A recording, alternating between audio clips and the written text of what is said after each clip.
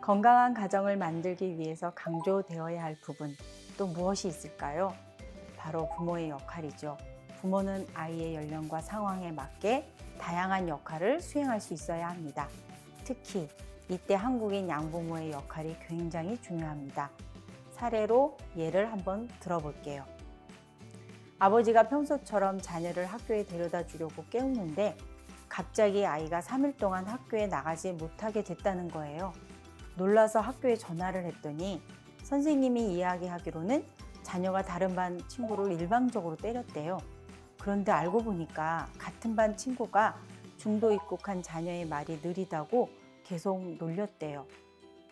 참다 화가 나서 놀리던 아이를 밀친 거죠. 그래서 선생님이 집에 전화를 해서 베트남 어머니가 학교에 오셨는데 이 엄마도 너무 당황한 나머지 모국어인 베트남어만 계속 생각나는 거예요. 나중에는 우시느라 대화도 안 되고 결국 선생님은 전후 사정을 모른 채 자녀에게 반성하라는 뜻에서 3일간 학교를 나오지 말라고 했던 사례가 있습니다.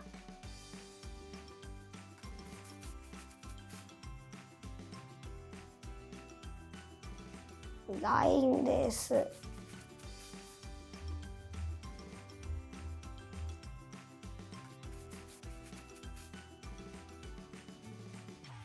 有受过。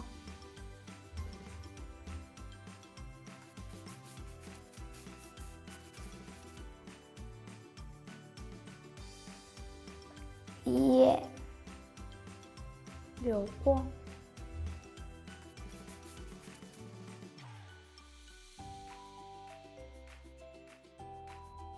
話さないよ。一样的。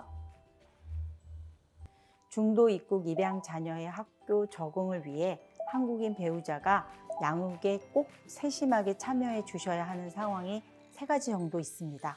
첫 번째, 처음 학교에 방문할 때 자녀가 다닐 학교를 알아보고 처음 학교에 방문할 때에는 한국어 의사소통이 자연스러운 한국인 배우자가 가주셔야 제일 좋습니다. 두 번째, 담임 선생님과 면담이 있을 때 아이 선생님과 면담이 있을 때에도 한국인 배우자가 해주셔야 소통하기가 좋습니다. 입학식에도 시간 내서 참석해 주시는 것도 좋고요. 세 번째, 아이가 학교에 부모님 연락처를 적어내야 할 때입니다. 당연히 한국인 배우자의 전화번호를 알려주셔야겠죠. 학교에서 오는 전화는 가능한 꼬박꼬박 받으세요. 가족 중에서도 한국인 부모의 정서적 지지는 중도 입국 입양 자녀의 적응에 큰 영향을 줍니다. 부모님 역할을 성실하게 수행하면 입양 자녀들은 본국에서 함께 지내던 조부모나 친척들보다 한국인 부모를 더 많이 의지합니다. 또 부모는 아이의 연령과 상황에 맞게 다양한 역할을 수행할 수 있어야 한다고 제가 말씀드렸는데요. 어떤 역할이 있는지 하나씩 볼게요. 먼저 양육자 역할입니다. 양육자는 단순히 아이를 먹이고 입히고 재우는 것만 의미하지 않습니다. 양육자는 아이들의 롤모델이에요. 아이는 성장하는 과정에서 부모와 자신을 동일시하게 됩니다. 그래서 부모는 아이가 자신의 행동을 보고 배운다는 것을 항상 인지해야 합니다. 자녀에게는 물론이고 배우자에게도 절대로 폭력을 행사해서는 안 됩니다. 이때 말씀드리는 폭력은 신체적 폭력은 물론이고 언어적 폭력도 포함된다는 점 기억해 주셔야겠고요. 아이가 보고 있다는 걸 항상 인지하고 가족을 아끼며 존중하는 모습을 보여주는 것 또한 중요한 양육자의 역할이라고 할 수 있습니다. パパが何を言ってるのかわからないのに怒ってるばかりだから怖いです。パパが日本語で喋ってほしいの。希望不要大喊大叫，希望能亲切地告诉我这样或那样做是不对的。韓国語をゆっくり学べばいいって。ママも韓国語上手になるまで結構時間がかかったから大丈夫よって言ってほしいの。希望能对我说加油。 부모는 또 보호자 역할을 수행합니다. 사례처럼 입양 자녀가 학교 생활 중 불이익을 당하지 않도록 보호해야 하고 학부모로서 여러 가지 행사에 잘 참여해 주셔서 아이가 원만하게 학교 생활을 할 수 있도록 보호자로서 최선을 다해야 합니다. 또한 성인이 될 때까지 어떤 위협이나 차별로부터 보호받을 수 있도록 늘 아이에게 관심을 가져야겠고요. 그 다음으로는 부모는 교육자 역할도 수행해야 합니다. 저는 공부랑 거리가 멀어서 우리 아이를 가르치는 게 좀 힘든데요? 라고 생각하실 수 있는데요. 그런 이야기는 아니고 중도 입국 입양 자녀가 하고 싶은 공부를 할 수 있도록 돕는 걸 의미합니다. 단순히 학교에 보내거나 학원에 보내주는 걸 떠나서 아이가 한국에서 공부하는 데 직면할 수 있는 언어적 문제를 어떻게 해결할 수 있을지 적절한 방법을 고민해야 한다는 이야기죠.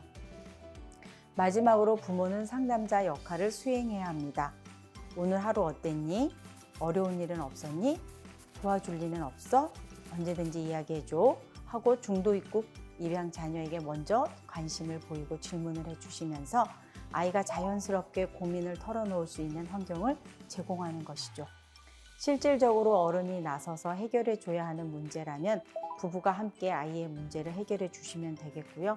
아이가 스스로 생각해보고 결정해야 할 문제라면 상담자로서 자녀의 의견을 경청해주고 필요한 경우 부드럽게 조언해 주시면 되겠습니다.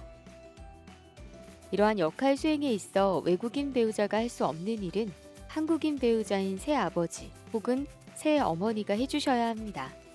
외국인 배우자가 아직은 한국어에 한국 문화에 익숙하지 않기 때문입니다. 또한 한 가지 더 잊지 마셔야 할 것이 있습니다. 유엔 아동 권리 협약에 의하면 아동은 4가지 권리를 가지고 있는데요. 생존의 권리, 발달의 권리, 보호의 권리, 참여의 권리가 있습니다. 위에 언급한 부모의 역할을 잘 해주신다면 유엔이 정한 아동의 권리를 다 지켜주실 수 있는 것입니다. 중도 입국 입양 자녀가 한국 생활에 익숙하지 않다는 생각에 가족 행사나 나들이에 참여시키지 않는 경우가 있다면 중도 입국 자녀의 참여의 권리를 지켜주지 못하는 것이 되고 정서적인 폭력에 해당한다는 것을 기억해 주세요. 이로써 우리 아이들의 마음, 부모의 마음, 부모로서의 역할에 대해 알아보았는데요.